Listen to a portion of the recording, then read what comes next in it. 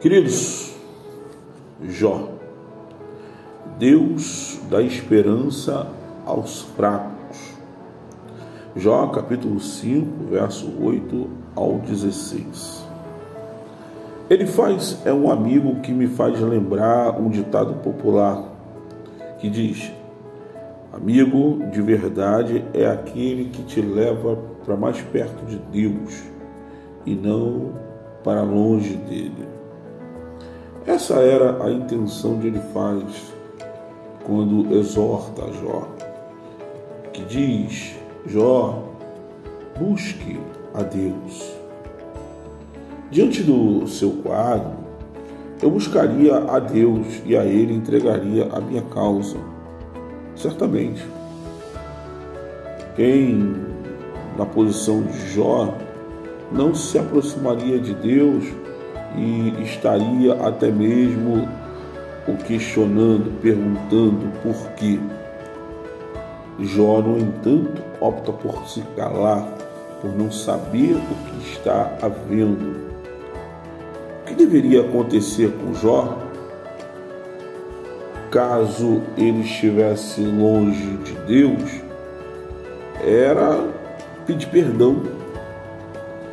Mas não era isso. Na verdade, o próprio Jó não sabia o que estava acontecendo. A tendência, então, era de se calar. Diferente de quando você sabe que você está passando por alguma luta, por alguma tempestade. Em tempos de lutas, em tempos de tempestade, é tempo de avançar e não de recuar. Em nossa busca por ouvir Deus, neste momento, ela deve ser o quê? Constante. Nós não podemos olhar para trás. Pelo contrário, temos que buscar a Deus. O problema é quando a gente não sabe o que está acontecendo, que era o caso de Jó. Muitos, em momentos de lutas e de provas, de tempestade, se afastam de Deus por estarem sozinhos, acabam que por sucumbir, por desmoronar, pois sua tristeza não os permite se aproximar de Deus. Sua vontade de resolver não permite que Deus os direcione. A crise muitas vezes bate e a família não está preparada para aquela situação, o que faz aquela família acreditar que Deus é apenas uma entidade em que nós nos apegamos para não morrermos. E aí dá um erro muito grande, porque Deus não é isso. Entende? Elifaz sabia que Deus não era isso. Por isso insiste em falar com Jó. Jó, você sabe que Deus não é uma entidade. Que Deus, Ele faz coisas grandes, inescrutáveis, que Deus é vivo, que Deus faz maravilhas sem números. Deus é aquele, Jó, que dá a chuva sobre a terra e envia águas sobre os campos. Você já se esqueceu disso? Você está ciente, Jó, de que Deus tem controle de todas as coisas e que nada sai do seu comando. Ele é aquele que tem autoridade, domínio e o poder sobre todas as coisas e não perde. Quem tem ciência disso, irmãos, senão aquele que conhece a Deus? Quem tem certeza disso, senão aquele que conhece a Deus? Elifaz sabia que Jó conhecia Deus dessa forma. Elifaz sabia que Deus era capaz de fazer tudo isso, de mandar chuva, de fazer maravilhas, que Deus tinha o controle de todas as coisas, o comando de todas as coisas. Por isso diz, meu amigo, Deus jamais perde o controle de nossa vida, a ponto de nos deixar sozinhos. Quando falamos de Deus, isso é impossível. Tanto que Bildade, no capítulo 25, 2, ele diz o seguinte: o domínio e o temor pertencem a Deus. Ele impõe ordem nas alturas, que a Ele pertencem. O salmista, no Salmo 145:13, diz: o teu reino é reino eterno e o teu domínio permanece de geração em geração. O Senhor é fiel em todas as suas promessas e é bondoso em tudo o que faz. Para finalizar, Romanos 8:8 diz: quem é dominado pela carne não pode agradar a Deus. Entretanto, vocês não estão sob o domínio da carne, mas do Espírito, se de fato o Espírito de Deus habita em vocês. Entende? Se o Espírito de Deus habita em nós não estamos sob o domínio da carne, mas sob o domínio do Espírito. Se o Espírito de Deus estava sobre a vida de Jó, se Jó sabia que Deus tinha o controle de todas as coisas, por que tanto silêncio? O silêncio é porque eu não sei o que está acontecendo. E quando eu não sei o que está acontecendo, eu tenho que ficar calado e não ficar falando. Falar demais, quem fala demais acaba por se atrapalhar. Jó, quando as lutas vêm, ele sabe que elas não se deslocam dele, que elas não mudam de direção por causa dele. O crente deveria saber isso. Não só o crente, mas todos nós. Qualquer ser humano deve entender o seguinte: quando as lutas vêm, elas não se deslocam da gente. Elas não vão mudar de direção por causa de nós. Pensando assim, é que isso nos torna o que? Homens bons e saudáveis. Por quê? Porque nós entendemos que nós fazemos parte deste mundo. No momento que as coisas acontecem, nós temos certeza de que o quê? Elas vão contribuir para o nosso bem. Por quê? Porque nós fazemos parte desse mundo. Meu amigo, quando as lutas se apresentam a nós, elas não se transportam para outro lugar para tirar de nós a nossa natureza cristã. Pelo contrário, as lutas se apresentam a nós para que a nossa natureza cristã ela venha a ser manifestada. E o que seria a nossa natureza cristã, senão a nossa bondade, senão a nossa paz, senão a nossa tranquilidade, senão o nosso amor, senão a nossa alegria, senão a nossa paz? Que neste momento de luta e de prova, de tempestade, a gente deve estar o quê? A gente deve estar o quê? Seguro, firme, acreditando que o Senhor não nos abandonou. Jó estava nesse clima.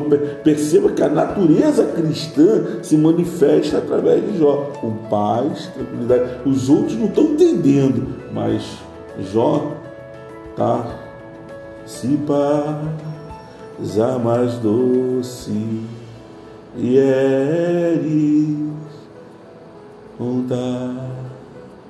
se dor a mais forte sofrer.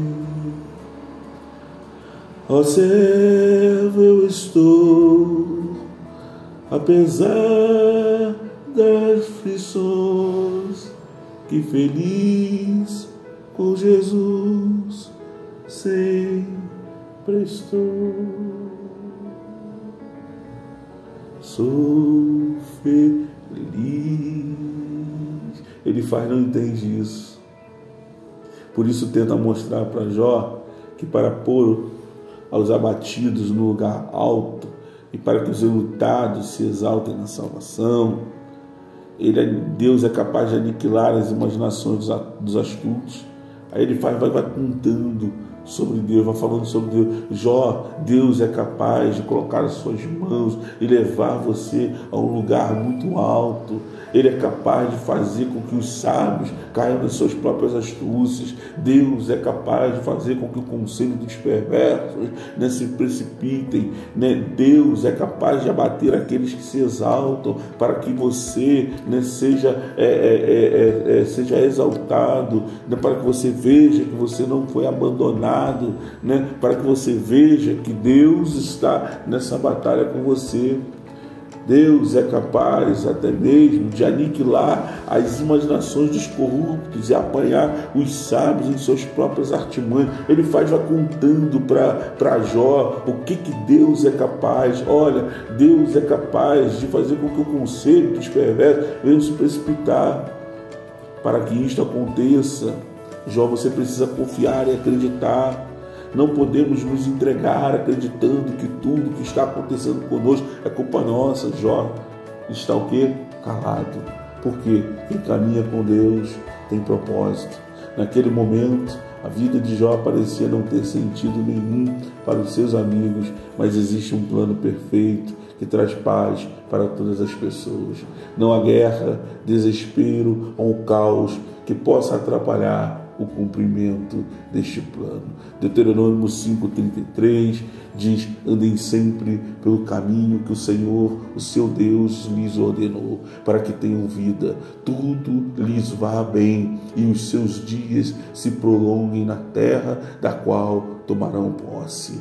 Jó, meu amigo, entenda que eles de dia encontram as trevas e ao meio-dia andam as apalpadelas como de noite, porém ao necessitado livra da espada e da boca deles, da mão do forte. Assim há esperança para o pobre e a iniquidade tapa a sua boca. Ele faz, meu amigo, cuidado com o que você fala, porque Deus tem me livrado da espada. É isso que Jó está falando. Deus tem me livrado da mão do forte. Por isso, ainda há esperança para este pobre pecador. Por isso, a iniquidade tem tapado a minha boca.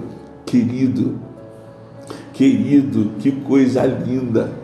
Eu termino aqui, mais uma vez, dizendo: o homem vê o exterior, Deus o interior. 1 Samuel 16:7. O Senhor, contudo, disse a Samuel: não considere sua aparência nem sua altura, pois eu o rejeitei. O Senhor não vê como o homem vê a aparência, mas o Senhor vê o coração. Ele faz via Jó por fora, Deus via o coração de Jó. Assim como Samuel, ele estava precisando treinar os seus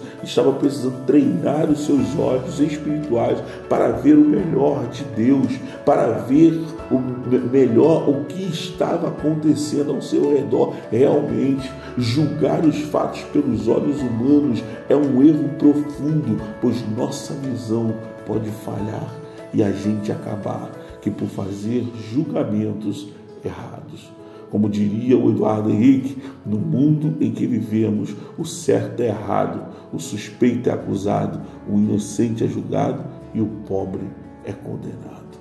Que Deus os abençoe, que Deus traga paz sobre a tua casa, que Deus te ajude a ver o certo, que Deus te ajude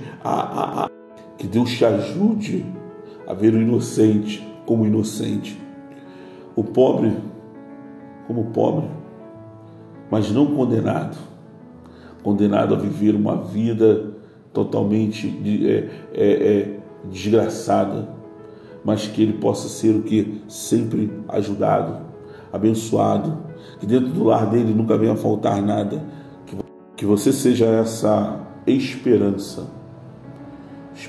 para o necessitado. Que o Senhor te ajude a falar quando você tiver que falar. Quando você tiver que se calar, que o Senhor te ajude, te ensine a ficar calado.